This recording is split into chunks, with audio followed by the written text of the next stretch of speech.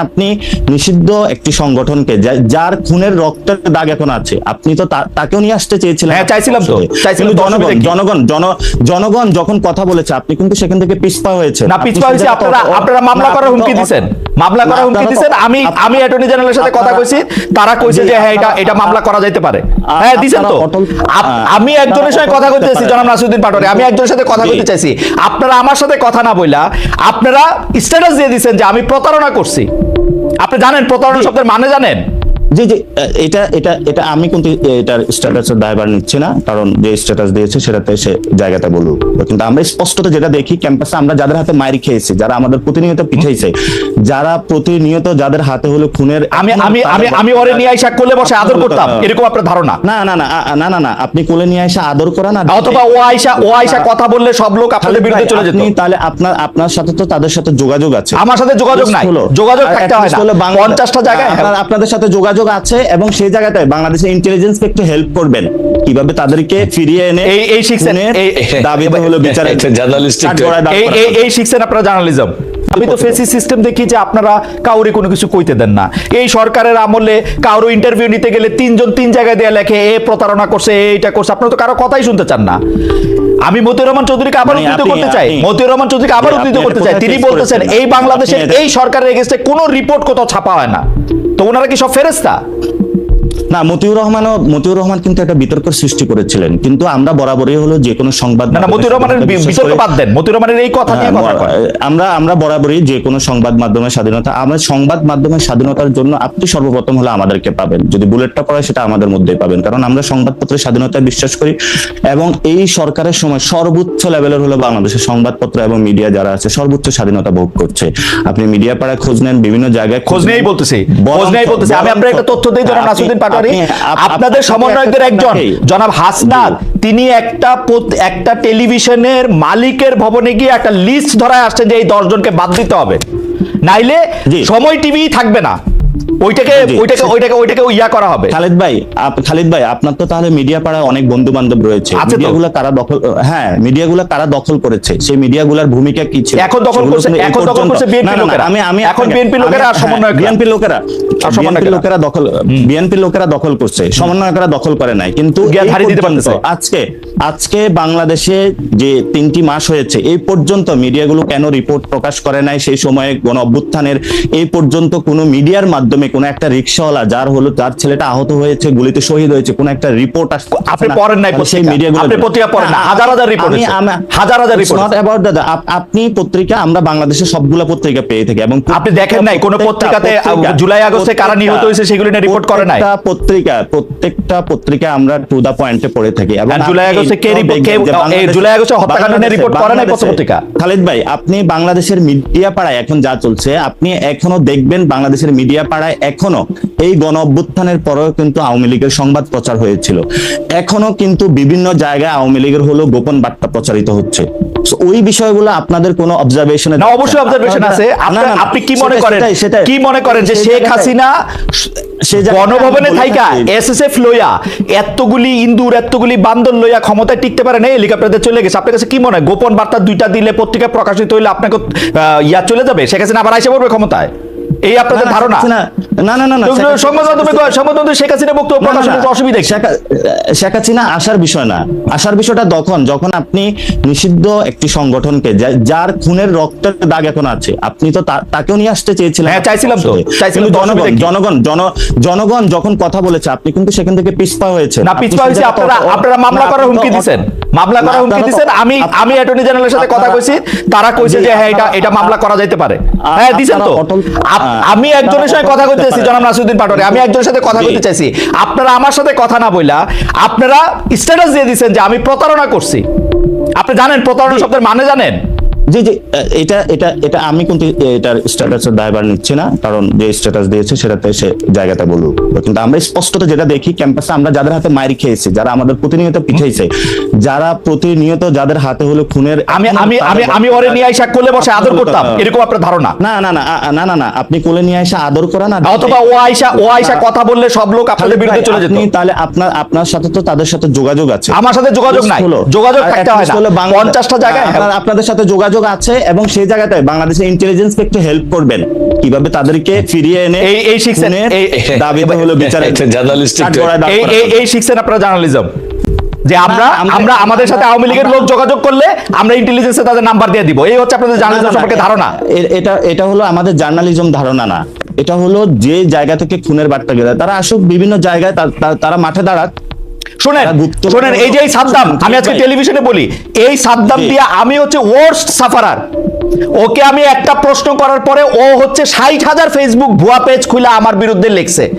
আমি মনে করছি ও আসবে না, ওইটা তার জন্য পিকনিক হইতো না। এটা আপনিও তার ভিকটিম ছিলেন। হ্যাঁ, তাহলে সেজন্যই তো আমি তার প্রশ্ন করতে চাই।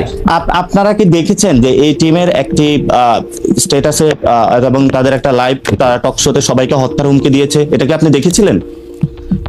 আমি আমি আমি আমি আমি আমি আমি এগুলি দেখি না, আই এম সরি। আপনি আসলে আমরা প্রশ্নের মধ্যে আসেন, প্রশ্নের মধ্যে আসেন, কারণ এই যে আপনি যে এটার কথা বললেন এটা নিয়ে আমার কোনো ইন্টারেস্টই নাই, দেখেন কোনো ইন্টারেস্টই নাই। এখন আপনার ইন্টারেস্ট থাকবে না, কারণ আপনি ব্যক্তিগত বিষয় নিয়ে আসছেন, তো যে আপনি কোথায় কাউকে নিয়ে আসতে পারেন নাই, কোথায় কি। আমি আসি নাই কিন্তু ব্যক্তিগত বিষয় না, জনাব নাসিরউদ্দিন পাটোয়ারী এই প্রসঙ্গটা আপনি তুলছেন, এই প্রসঙ্গটা আপনি তুলছেন, এই জন্য আমরা কোনো মানে ব্যক্তিগত বিষয় যাচ্ছি না, এই প্রসঙ্গটা আপনি তুলছেন পাটোয়ারী, আপনি তুলছেন, আমি তুলি নাই। কিন্তু আমরা যদি বলি যদি আওয়ামী লীগের যে যারা ডিরেক্টলি খুনের সাথে ইনভলভমেন্ট ছিল তাদের যদি আপনারা বিচার প্রক্রিয়ার মধ্যে নিয়ে না আসেন, তাহলে সেই আওয়ামী লীগরা, আপনাদের ধারণা যে বিচার প্রক্রিয়ার মধ্যে বিএনপি আসলে বিচার প্রক্রিয়ার মধ্যে ওদের নিবে না? বিচার প্রক্রিয়ার মধ্যে যদি বিএনপি আসে, বিএনপি তো আওয়ামী লীগের সাথে সেই জায়গাটায় তাদের কানেকশনটা বিল্ড আপ করতে চাচ্ছে, কারণ ওল্ড সিস্টেমের সাথে তাদের সেই কারণ আমি আর বিচার প্রক্রিয়া আপনি কেমনে করবেন? একটা ট্রাইব্যুনাল গঠিত হয়েছে, সেটাই আমি বলছি। আপনারা সরকারের থাইকে এটা করতে হবে, এটা কেমন কথা? দেখুন, আমরা জাতীয় নাগরিক কমিটি কিন্তু সরকার নয়, সরকারটার কিন্তু অংশগ্রহণ বিএনপির রয়েছে, সবগুলো মানুষের অংশগ্রহণ রয়েছে, এটা আপনারও সরকার, সকলেরই সরকার। এই সরকার বিচার প্রক্রিয়ার মধ্য দিয়েই যদি সরকার, আমি মনে করি এটা আমার সরকার, ও আমার ম্যান্ডেট নেয় না। যে আপনি মনে করতে না পারেন হয়তো, বা আপনি জুলাই গণঅভ্যুত্থানের সেই স্পিরিটকে ধারণ না করতে পারেন না। জুলাই স্পিরিটের গণঅভ্যুত্থানের স্পিরিট ধারণ করে নাসিরউদ্দিন পাটোয়ারী, আমার কথা শুনেন, আপনারা এরকম ট্যাগিং করেন না। জুলাই স্পিরিটের জুলাই অবশ্যই একদম স্পিরিটটা ধারণ করেই আমরা বলতে চাই যে আমরা একটা গণতান্ত্রিক সরকার চাই। আপনারা ক্ষমতা আসেন, বিএনপি কে বাইর করে দেন 100 বছরের জন্য, এটা আমরা চাই, কিন্তু ভোট নিয়ে আসেন। হ্যাঁ, সেটাই, আমরা ভোটে যাব, কিন্তু ভোটের মধ্যে সেই জায়গাটা আমরা আওয়ামী লীগের কোনো পুনর্বাসন দেখতে, আওয়ামী লীগের পুনর্বাসনের কথা করতে আসলো, আপনারা নির্বাচন করবেন, আওয়ামী লীগকে নিষিদ্ধ করতে দিয়েন না, নিষিদ্ধ করে দেন। তাহলে আওয়ামী লীগ প্রশ্নে তাহলে বিএনপির অবস্থান ক্লিয়ার করুক, জাতি তার অবস্থান ক্লিয়ার করুক, সেই জায়গায় কিন্তু আপনারা ক্লিয়ার না হয়, মানে সরকারে বলেন আওয়ামী লীগকে নিষিদ্ধ করে দিতে, সরকারে বলেন আওয়ামী লীগকে নিষিদ্ধ করে দিতে, বিএনপি কেন কি করবে? ভাই, এখানে হলো আইনজ্ঞ একজন ব্যক্তি রয়েছেন এবং আপনিও বেশ ভালো পড়াশোনা আছে, আপনি যদি ডিরেক্টলি যেমন ছাত্রলীগকে নিষিদ্ধ করা হয়েছিল উইদাউট এনি কমিশন, তার কোনো বিচার প্রক্রিয়ার মধ্যে কিন্তু সে আসে নাই, আপনি যদি আওয়ামী লীগকে এভাবে নিষিদ্ধ করেন উইদাউট এনি বিচার, তো সে কিন্তু কোনো কমিশন গঠন ছাড়া আপনি একটা দলকে নিষিদ্ধ করে দিলেন, করেন কমিশন গঠন, কমিশন গঠন করেন, সেই বিষয়গুলো তো আমরা দাবি তুলছি, কিন্তু এই দাবিগুলো তো আমরা জনগণের পক্ষের কাছে গিয়ে বুঝাচ্ছি, তুলছি। আমরা তো জনগণের কাছে এখনই যায় নির্বাচনী সভা করছি না, আমরা তো জনগণকে এখনই গিয়ে যায় প্রেসার দিচ্ছি না, ভোট চাই ভোট চাই ভোট চাই, আমরা তো এই কাজগুলো এখন করছি না। আমরা বলি ভোট, আপনারা জনগণের কাছে গিয়ে জিজ্ঞেস করেন জনগণ কি চায়, এই ঘরের মধ্যে বসে না দেখা জনগণের কাছে গিয়ে জিজ্ঞেস করেন। আমরা বিভিন্ন জায়গায় গিয়ে মাতবরি না করে ইয়ার থেকে জিজ্ঞেস করেন জনগণ কি চায়। আমি এটা পলিটিশিয়ানদের আমরা দেখতেছি আপনারা বিভিন্ন জায়গায় সালিশ করতেছেন, বিচার করতেছেন, কে দিচ্ছে আপনাদের এইগুলি করতে করার কথা? হ্যাঁ, সেটাই আসছে, আমরা জনগণের কাছে যাচ্ছি এবং জনগণের কথাগুলোই মানুষের সামনে তুলে ধরছি। যদি জনগণের কথাগুলো আমরা তুলে না ধরতাম তাহলে হয়তোবা আমরা আজকে পর্যন্ত ওই জায়গা থেকে বিএনপির মতন রুমে যাই ঘুমাইতাম, এবং যারা জুলাই গণ অভ্যুত্থানের সেই যে আকাঙ্ক্ষা বাস্তবায়নের যে কাজগুলো আমরা করছি, এবং জনগণ যে ম্যান্ডেটটা নিয়ে এই সরকারটা গঠন হয়েছিল, দেখুন এই সরকারটা কিন্তু রক্তের উপরে দাঁড়িয়ে গঠন হয়েছিল। আপনারা 7-8-এর যে মইনুল সরকারের যে সে বিমরতি দেখে এখন যদি ভয় পাচ্ছে বিএনপি যে না কিছু যদি ঘটে যায়, অথবা যারা ওই এস্টাবলিশমেন্টের সাথে ইনভলভমেন্ট আছে, না কিছু যদি ঘটে যায়। খালিদ ভাই, আপনিও 90-এর গণঅভ্যুত্থানে অংশগ্রহণ করেছিলেন, সেখানে ছাত্রদের একটি বড় ভূমিকা ছিল, সেই ভূমিকাটা কিন্তু দুটি দল চুরি করে নিয়ে গেছিল, সেই জনগণের যে ম্যান্ডেটটা ছিল সেটা কিন্তু আমরা আকাঙ্ক্ষা আকারে আজকেও পাইনি। 71-এর এই বিচার প্রক্রিয়া আজ পর্যন্ত আমরা এখনো বুঝে পাই না, জিহাদ হত্যার বিচার আমরা আজ পর্যন্ত বুঝে পাইনি। তাহলে আমরা সেই দাবিটি করছি যে নির্বাচন হবে। আপনারা এই বক্তব্যগুলোর সাথে আমি একমত জনাব পাটোয়ারী, এই বক্তব্যগুলোর সাথে আমি একমত। তাহলে আপনারা কি বিচার প্রক্রিয়াটা কি করতে চান? মানে বিচার কইরা তারপরে ইলেকশন দিবেন এরকম দাবি আপনাদের?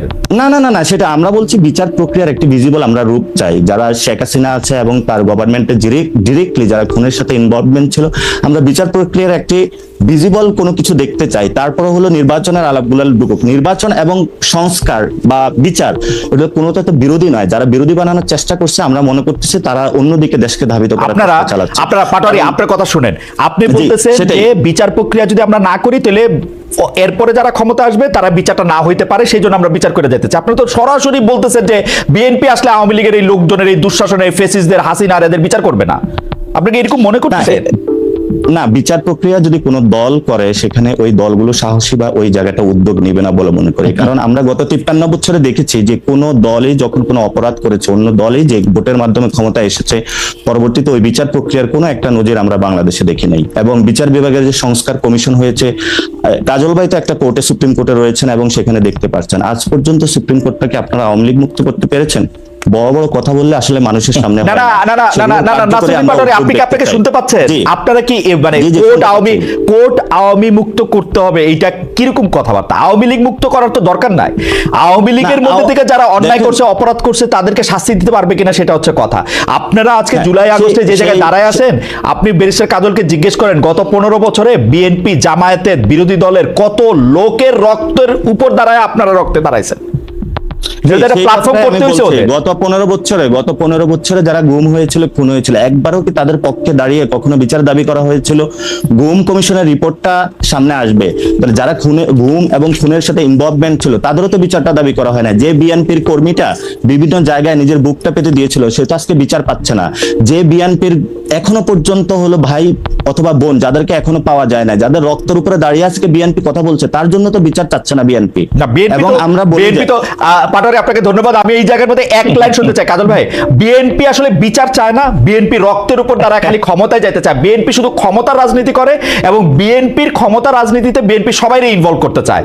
আমি নাসিরুদ্দিন পাটোয়ারি এই বক্তব্যের সাথে একমত। আমি পাটোয়ারির সাথে আরেকটু কথা বলবো, আপনি যদি এই মাঝখানে একটু কথা বলে নিতেন।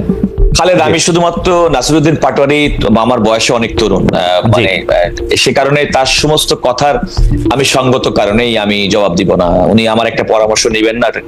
আমার মনে হয় নাসিরুদ্দিন পাটোয়ারির বক্তব্যের মধ্যে একটা বিএনপিকে প্রতিপক্ষ করে তিনি বক্তব্য রাখছেন, এটা আমার মনে হয় ঠিক হবে না। এই কারণে ঠিক হবে না, আপনি দেখেন এই আন্দোলনে 2000 নেতাকর্মী যদি এই মানে ছাত্র জনতার যদি হত্যা হয়ে থাকে, বিএনপির পক্ষ থেকে সুনির্দিষ্টভাবে 422 জন তাদের নেতাকর্মীর তালিকা দেওয়া হয়েছে যারা এই জুলাই আগস্ট বিপ্লবে তাদের নিহত হয়েছেন। হাজার হাজার ব্যক্তি তো আহত হয়েছেন, এমন ব্যক্তি তো আছেনই। সবচেয়ে বড় কথা, বিগত 15 বছর হাসিনা বিরোধী আন্দোলন করতে গিয়ে 50 লক্ষাধিক মানুষ রাজনৈতিক মামলায়, মিথ্যা মামলায় মানে গ্রেফতার হয়েছেন। কিন্তু কাজল ভাই, ফ্যাক্ট রিমেন্স হাসিনাকে সরাইছে ছাত্ররাই। বিএনপি পারে না, লিফলেট দিছে। 28 অক্টোবরে প্রত্যেকটা লিফলেট দিছে, দেখছি আমি ইলেকশনের সময় দেশে গেছিলাম। আমি সেক্ষেত্রে নাসির পাটোয়ারির একটা কথা, এটা কিন্তু কনসার্টেড কোন একটা আন্দোলনের সফল পরিণতি ছিল না। দীর্ঘদিন হাসিনার বিরুদ্ধে মানুষের ক্ষোভ, বঞ্চনা, খুন, গুম, নির্যাতনের বিরুদ্ধে মানুষের ফুঁসে ওঠা, ভিতরে অগ্নিগর্ভ, তার একটা স্ফুরণ ঘটেছে মাত্র 5ই আগস্টের মাধ্যমে। ছাত্ররা শেষ মুহূর্তে এসে ফোর ফ্রন্টে থেকে সেই বিস্ফোরণের ক্ষেত্রে আমাদের অগ্রগতি হয়েছে। ভাই আপনি বলেন না প্লিজ।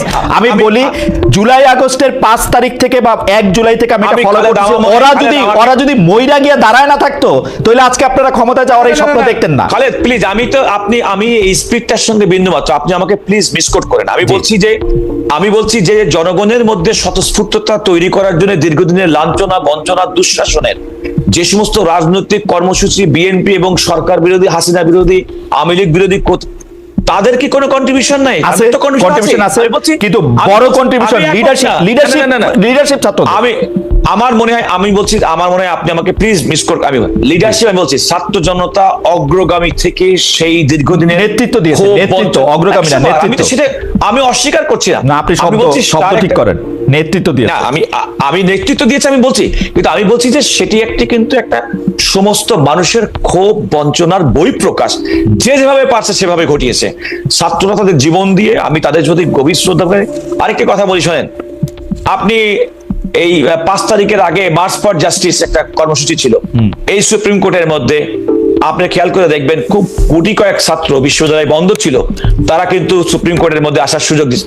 আমরা কিন্তু আইনজীবীরা পুলিশের সঙ্গে, আমরা আইনজীবীদের ছাত্রদের পাশে দাঁড়িয়ে সুপ্রিম কোর্ট কেন্দ্রিক মার্চ ফর জাস্টিস যে কর্মসূচি 3 তারিখে সম্ভবত সেটা আমরা সফল করতে সক্ষম হয়েছি।